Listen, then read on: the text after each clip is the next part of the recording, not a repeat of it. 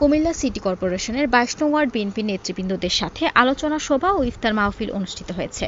গতকাল রবিবার সন্ধ্যায় নগরের ২২ নং ওয়ার্ড নূরজাহান হোটেলে এই আলোচনা সভা ও ইফতার মাহফিল অনুষ্ঠিত হয়।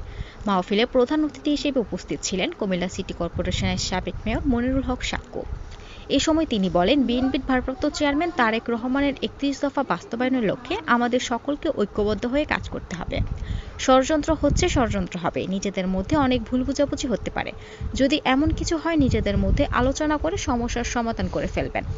আগামী নির্বাচনে সকলকে ঐক্যবদ্ধ হয়ে দলের পক্ষে কাজ করতে হবে এবং তারুণ্যের অহংকার বিএনপির ভারপ্রাপ্ত চেয়ারম্যান তারেক রহমান নির্দেশ অনুযায়ী মানুষের পাশে দাঁড়াতে হবে।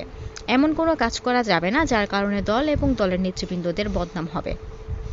তাই আমরা কোনো চাঁদাবাজ, মাদক কারবারি কিংবা লুটপাটের সাথে জড়িত এবং কাউকে আমরা ছাড় দিব না।